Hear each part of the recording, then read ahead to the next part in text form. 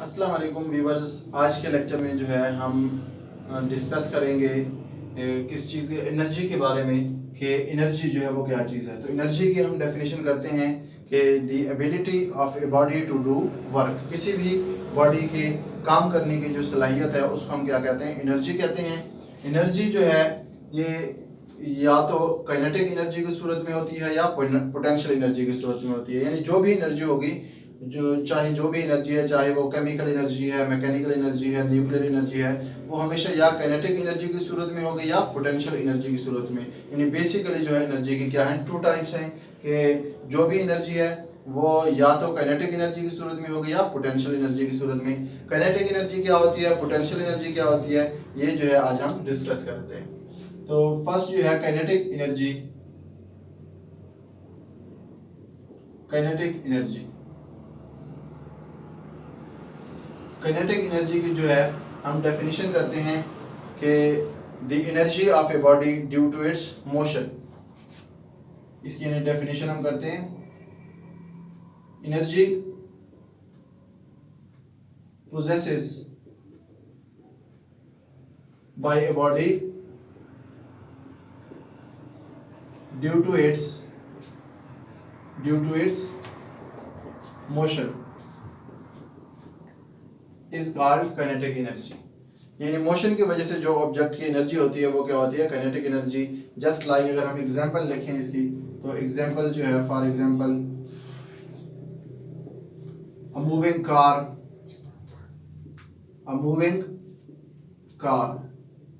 यानी गाड़ी है मूव कर रही है। तो कोई भी चीज़ जो है मूव कर रही होगी, मूवमेंट में होगी, तो उसकी एनर्जी जो है हमेशा कौन सी होगी, काइनेटिक एनर्जी होगी। या जस्ट लाइक अगर for example moving electron in wire, metal के अंदर इलेक्ट्रॉन मूव कर रहा है, तो उसकी भी जो एनर्जी होगी वो क्या होगी, काइनेटिक एनर्जी होगी।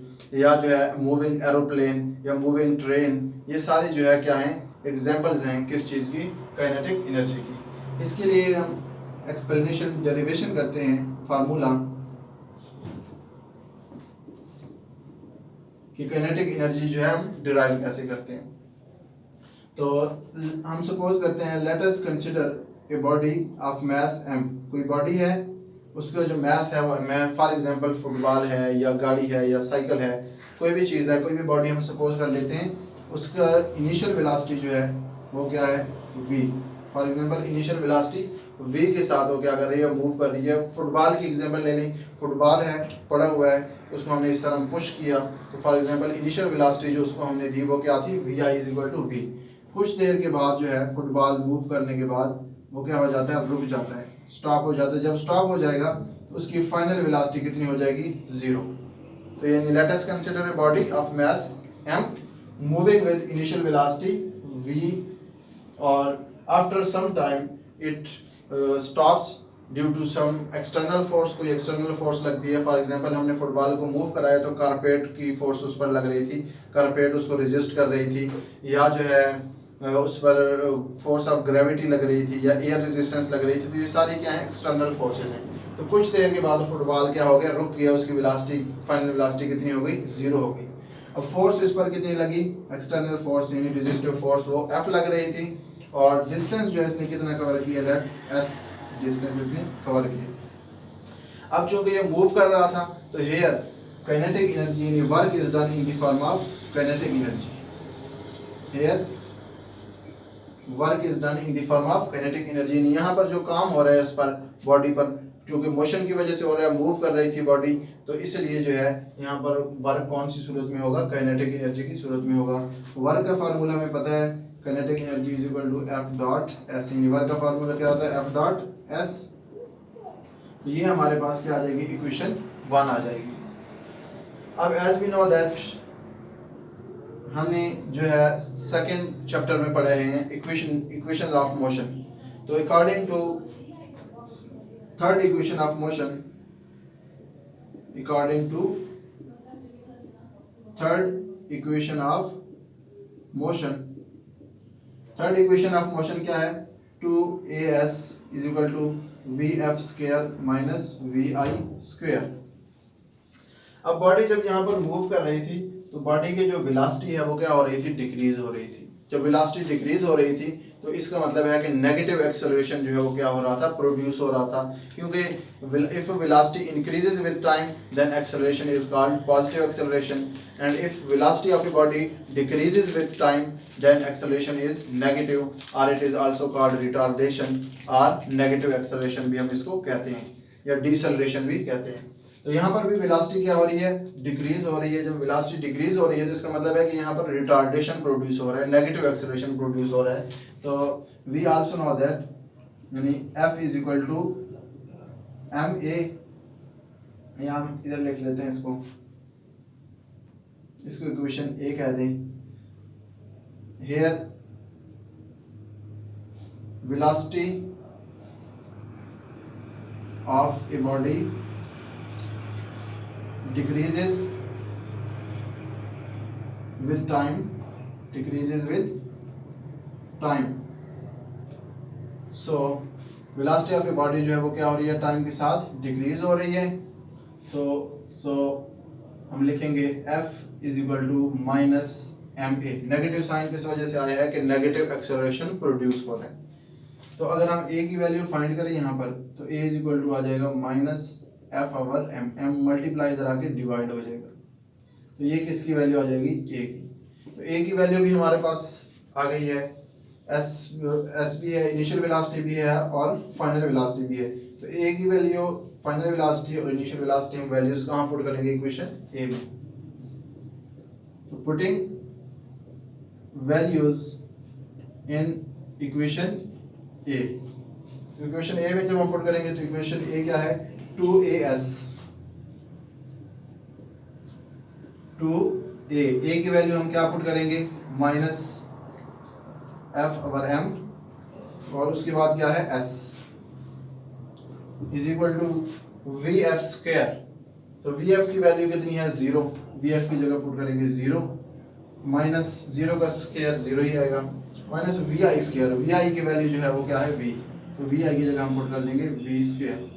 तो ये आ जाएगा माइनस 2 एफ डॉट एस, और ये आ जाएगा 0 माइनस, तो ये आ जाएगा minus v square, m multiply divide है, इधर जाके क्या हो जाएगा, मल्टीप्लाई हो जाएगा, तो ये आ जाएगा minus 2 F dot S is equal to minus M V square, minus minus से कैंसिल हो जाएगा, तो F dot S is equal to आ जाएगा एम वी स्क्वायर, 2 मल्टीप्लाई है, इधर जाके डिवाइड हो जाएगा, तो f डॉट s की वैल्यू आ गई 1/2 mv स्क्वायर या हाफ mv स्क्वायर।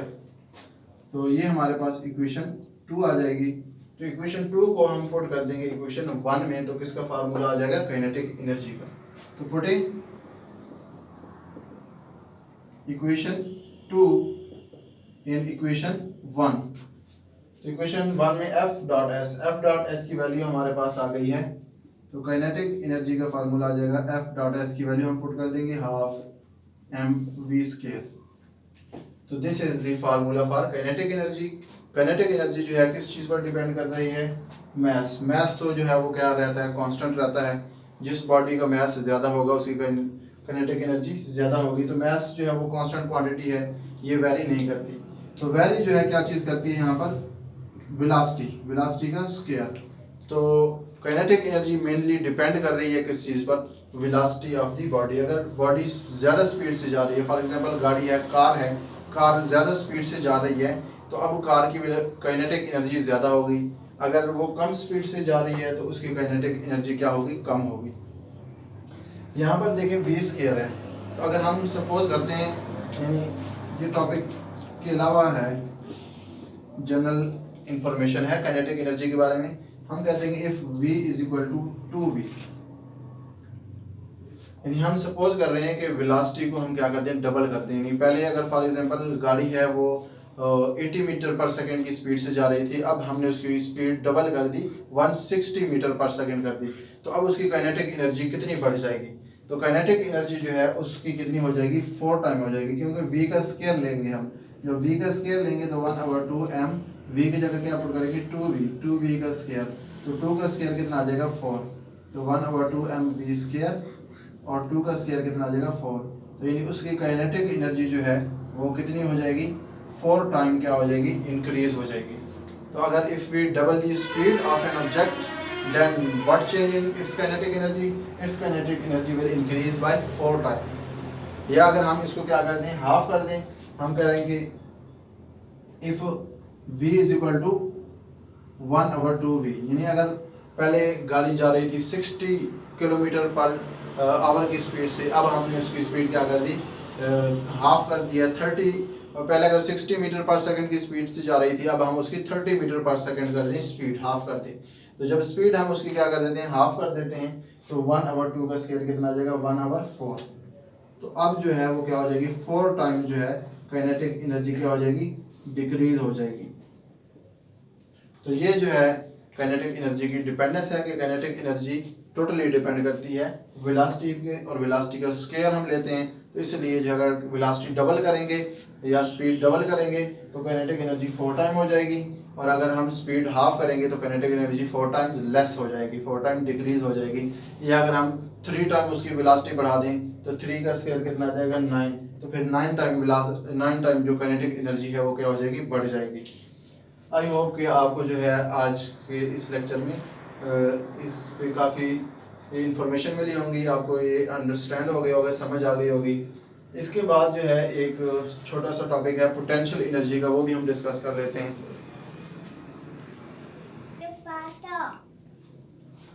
तो पोटेंशियल एनर्जी की जो है हम डेफिनेशन करते हैं, the energy possesses by a body due to its position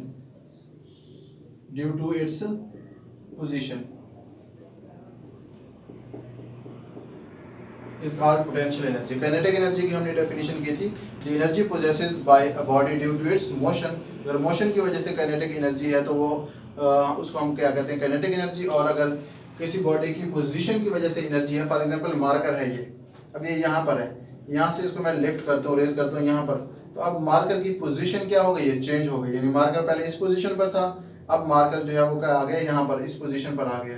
तो अब मार्कर खुद मूव नहीं कर रहा, मार्कर की पोजीशन चेंज की जा रही है। तो अब जो एनर्जी है वो कौन सी एनर्जी है, इसकी पोटेंशियल एनर्जी है। तो पोटेंशियल एनर्जी मोस्टली जो है वो होती है हाइट की वजह से। जब भी हाइट की वजह से यानी कोई चीज़ अपवर्ड जाती है, हाइट गेन करती है, तो उसकी पोटेंशियल एनर्जी भी क्या हो रही होती है, बढ़ रही होती है। तो पोटेंशियल एनर्जी की जो है एग्जांपल्स अगर हम डिस्कस करें,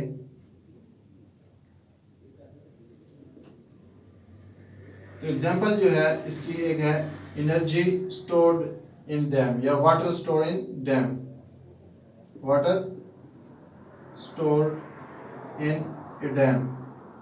यानी डैम के अंदर जो पानी स्टोर होता है तो उस वक्त उसकी जो एनर्जी होती है वो कौन सी होती है, पोटेंशियल एनर्जी होती है, क्योंकि वो सर्टेन हाइट पर होता है। जब हाइट पर होता है तो अब उस वक्त जो उसको हम जब नीचे गिराएंगे तो अब उसकी पोटेंशियल एनर्जी कन्वर्ट होगी किस चीज़ में, काइनेटिक एनर्जी में। तो जब वाटर डैम से नीचे आता है पानी जो है स्ट्रीम के ज़रिए, तो उस वक्त वाटर की, पानी की जो पोटेंशियल एनर्जी है वो कन्वर्ट हो रही होती है किस चीज़ में, काइनेटिक एनर्जी में। या जो है हम लिख सकते हैं दूसरी इसकी, अ स्ट्रेच्ड बो,